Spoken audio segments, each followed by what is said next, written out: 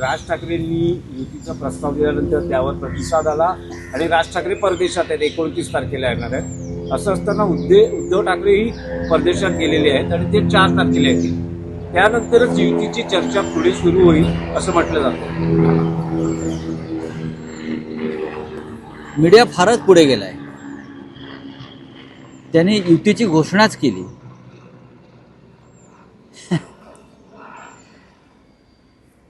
बघा, राज ठाकरे मुंबईत नाही आहेत. ते कुठे गेलेत त्याच्याविषयी माझ्याकडे माहिती नाही. ते मुंबईत नाही आहे आणि नक्कीच त्यांनी एक हात पुढे केलेला आणि त्याला प्रतिसाद माननीय उद्धव ठाकरे यांनी दिला. आपण इथेच थांबायला हवं. काही दिवस जाऊ द्या. मनसे प्रमुख जे मुंबईत नाही आहेत त्यांना मुंबईत येऊ द्या आणि त्यानंतर आपण सगळे चर्चा करू.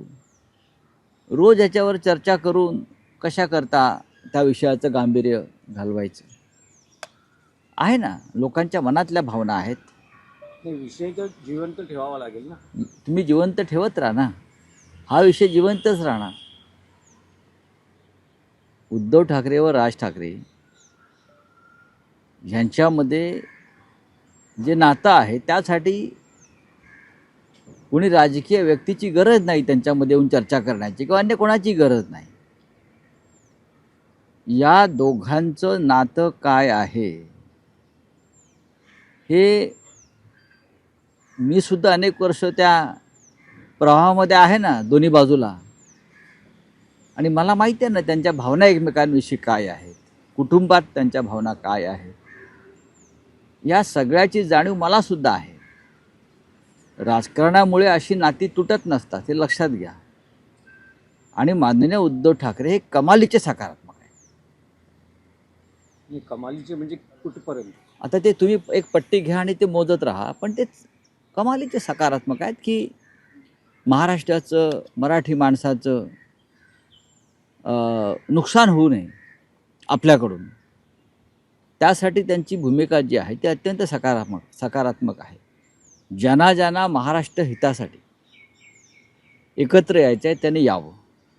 आता कालच मला रिपब्लिकन पक्षातल्या एका प्रमुख गटाचा संपर्क त्यांनी केला की आम्हालाही या प्रवाहात यायचं आहे मराठी म्हणून. आता मी त्याच्याविषयी लगेच फोड करणार नाही, पण प्रमुख या चळवळीतले जे नेते आहेत त्यांनी सांगितलं की आम्हालाही तुम्ही या प्रवाहात सामील करून घ्या. जर 2 ठाकरे महाराष्ट्राच्या हितासाठी एकत्र येण्याचा विचार करत असतील तर आमच्या सरकारना सुद्धा मागे राहता येणार नाही. जसं संयुक्त महाराष्ट्र चळवळीत डॉक्टर बाबासाहेब आंबेडकर यांनी सहभाग घेतला, पुढाकार घेतला आणि महाराष्ट्र आणि मराठी माणसाची एकजूट अधिक बळकट करण्याचा प्रयत्न केला, त्या पद्धतीनं रिपब्लिकन म्हणजे आंबेडकरी चळवळीतले अनेक प्रमुख लोक आता संपर्क करायला लागलेले आहेत. कारण प्रत्येकाला वाटतं की आम्ही मराठी आहोत आणि मराठी म्हणून या मुंबईवरती आपला ठसा हा कायम राहिला पाहिजे.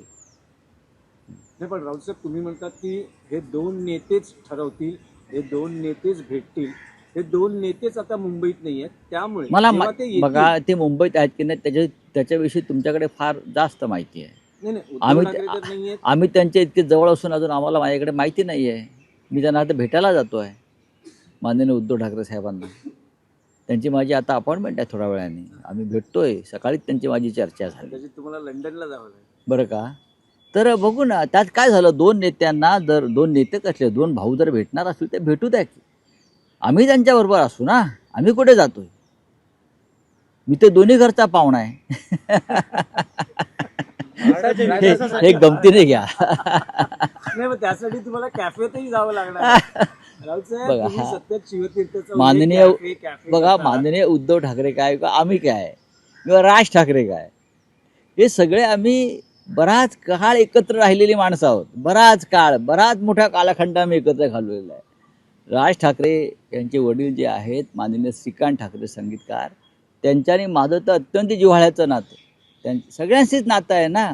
राजकारणामुळे मार्ग वेगळे झाले तरी पण भावनेचा ओलावा असतो आणि तो असायला काहीच हरकत नाही. आम्ही राजकीय दृष्ट्या किती भांडत राहिलो, शरद पवारांशी भांडत राहिलो, पण ओलावा राहिला, आजही आहे. तुम्हाला राजकारणामध्ये कटुताच पाहिजे आहे का? महाराष्ट्रात नको. महाराष्ट्रातल्या राजकारणातली कटुता आणि विष हे भारतीय जनता पक्षाने निर्माण केलं. नाही तर महाराष्ट्र असा कधीच नव्हता. ओठात एक आणि पोटात दुसरं वगैरे असा महाराष्ट्र आपलं हे राज्य मराठी माणसाचं कधीच नव्हतं. आम्ही यशवंतराव चव्हाणांपासून पाहिलेलं आहे. आम्ही यशवंतराव चव्हाणांचा आत्मा अंतरंग समजून घेतले. फार शेवटच्या काळामध्ये चव्हाण साहेबांना आम्ही भेटलो. आम्ही त्यांच्यासारख्या टोलेजंग माणसाला भेटण्याची संधी आम्हाला त्या काळात मिळाली. नाही, पण राऊत साहेब, जर असं असेल तर शरद पवार आणि अजित पवार हे जर एकत्र येत असतील तर तसंही कोणाच्या पोटात दुखण्याचं कारण नसावं. कोणी म्हटलं का पोटात दुखतंय? त्यांच्याकडे एकत्र येण्यासाठी वसंतदादा शुगर इन्स्टिट्यूट आहे, बारामती प्रतिष्ठान आहे, विद्या प्रतिष्ठान आहे, रय शिक्षण संस्था आहे. नाही, राजकीय दृष्ट्या ते अद्याप आलेले नाहीत. राजकीय दृष्ट्या एकत्र आलेत का मला माहीत नाही. आजही माननीय शरद पवार साहेब त्यांच्या पक्षाचं मजबूतीकरणासाठी आजही महाराष्ट्र पालथा घालत आहेत. सुप्रिया सुळे त्यांच्या पक्षाच्या बांधणीसाठी फिरत आहेत. जयंतराव पाटील हे त्यांच्या पक्षाच्या म्हणजे राष्ट्रवादी काँग्रेस शरद पवार पक्षाच्या बळकटीसाठी जीवाचं रान करतायत. हे सगळे नेते जितेंद्र आव्हाड फिरत आहेत. अजूनही माननीय पवारसाहेब त्यांचा जो पक्ष आहे अधिकृत त्यासाठीच काम करतायत. एकत्र आलेले आहेत ते काही त्यांच्या संस्थात्मक कामासाठी एकत्र आलेले आहेत. पीक विमा जाऊ द्या. मोठ्या 32% प्रमाणात ठाकरे बाणा महाराष्ट्रात दिसून येणार का? नाही. त्यामुळे ठाकरे शैली कारण पाहिली काय होतंय राऊत साहेब, आता मुंबई आणि महाराष्ट्रात ठिकठिकाणी होर्डिंग्ज लागायला सुरुवात झालेली आहे. लोक म्हणतायत की ही आमची भावना आहे की ठाकरे बंधूंनी एकत्र यावं. त्या लोकभावनेचा विचार करूनच माननीय उद्धव साहेबांनी सकारात्मक प्रतिसाद दिला. आता तुम्हाला सांगतो, मी सकाळी इथे पाठीमागे चालायला जातो, वॉकला जातो. अचानक लोकांचा रिस्पॉन्स असा आहे, साहेब एकत्र आलं पाहिजे, साहेब दोन भावांना एकत्र आलं पाहिजे, साहेब मराठी माणसासाठी एकत्र. हे मला आता इथून रस्त्यावर जाताना चालताना लोक सांगतात. ही लोकभावना सगळ्यांनी समजून घेतली पाहिजे आणि आम्ही ती समजून घेतलेली आहे. माननीय उद्धव ठाकरे यांच्या मनामध्ये कोणताही अहंकार नाही आणि कोणती कटुता नाही, हे मी तुम्हाला अगदी ठामपणे सांगेन. नाही, पण राऊत साहेब, तुम्ही काल उत्तर दिलं नाही, पण आजही जरा जाणून घ्यायचं होतं की जो राज ठाकरे आणि आशिष शेलार यांच्या मैत्रीतला दुरावा, कारण ज्या पद्धतीने टीका दोघांनी एकमेकांवर केली, पण आशिष शेलार यांनी मैत्री संपुष्टात आल्याचं जाहीर केलं. अशी मैत्री संपुष्टात येत नाही ना. आता राज ठाकरे आणि माझी मैत्री आहे, संपुष्टात आली का? एकमेकावर आम्ही सातत्यानं टीका केली, आरोप प्रत्यारोप झाले. त्यांनी माझ्या नकला केल्या, आम्हीही केल्या. माननीय शरद पवार बाळासाहेब हे नेहमी करायचे, उद्धव साहेब राज ठाकरे हे राजकीय टीका टिप्पणी असते. आता ते मिस्टर शेलार आणि राज ठाकरे यांच्यात नक्की कोणत्या प्रकारचं भांडण आहे? त्याला काही व्यक्तिगत किनार आहे का? राजकीय भांडणामुळे मैत्री तुटत नाही, अजिबात नाही. पण नक्की कारण काय त्याचं तुम्हाला त्याचा शोध घ्यावा लागेल. चलो, महाराष्ट्रामध्ये आता ड्रेस कोड शक्ती होणार आहे. अब हिंदी में क्या है? बंगाल में राष्ट्रपति लगना चाहिए, पर लगना चाहिए ऐसा कि नॉर्मली अजीब सा सुनवाई होता है सुप्रीम कोर्ट में। सर आज बंगाल में राष्ट्रपति वोट लगना चाहिए सवाल। बंगाल में राष्ट्रपति राजवट क्यों लगना चाहिए? बीजेपी की अगर ये मांग है, तो पीआर फाइल हुआ है। पीआर तो फाइल होती रहती है. पश्चिम बंगाल में तृणमूल कांग्रेस के पास भारी बहुमत है. ये सरकार लोगों ने चुन कर दी है और वहाँ जो दंगे हो रहे हैं उसके पीछे भारतीय जनता पार्टी का हाथ है. वहाँ के जो दंगे हैं ना, बीजेपी चाहते हैं वहाँ दंगे हो जाए और दंगे के बहाने वहाँ राष्ट्रपति शासन लगाया जाए. ये भारतीय जनता पार्टी की एक कूटनीति है, राजनीति है. महाराष्ट्र में कुछ कारण नहीं था, राष्ट्रपति शासन लगा दिया. वो तो खिलौना बन गया है ना मोदी और शाह जी का, राष्ट्रपति शासन का. मणिपुर में 3 साल के बाद लगाया, हजारों लोग मारे गए, सैकड़ों महिलाओं पर अत्याचार हो गए, तब नहीं लगा. राष्ट्रपति शासन उनके लिए खिलौना बन गया है. इस तरह से राष्ट्रपति शासन नहीं लगता है और राष्ट्रपति शासन लगा के आप राज नहीं कर सकते. जो कहा है राहुल गांधी जी ने अमेरिका में जाकर, और सही है, ये देश में सभी काम गैर कानूनी तरीके से चल रहे हैं. चुनाव आयोग के ऊपर बीजेपी का नियंत्रण है, राष्ट्रपति भवन पर बीजेपी का नियंत्रण है, सर्वोच्च न्यायालय पर बीजेपी नियंत्रण लाना चाहती है। तो डेमोक्रेसी और फ्रीडम है कहाँ, मुझे बताइए। जब चाहे हम राष्ट्रपति शासन लगा दे, जब चाहे हम सुप्रीम कोर्ट को गाली देंगे, बकवास करेंगे, यही चल रहा है ना इस देश में।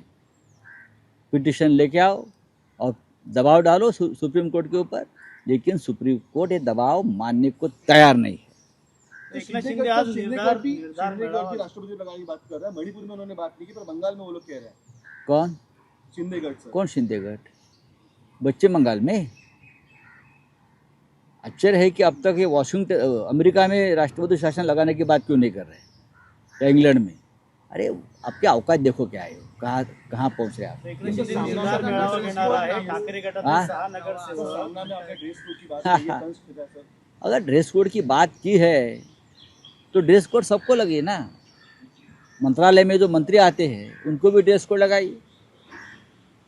जो IAS IPS को ड्रेस है, IAS को भी ड्रेस कोड लगाइए, सबको ड्रेस कोड लगाइए।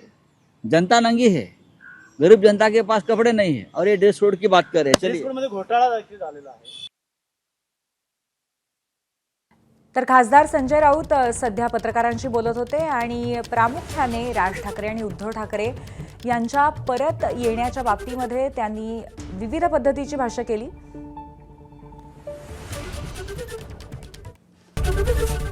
ABP माझा, उघडा डोळे बघा नीट।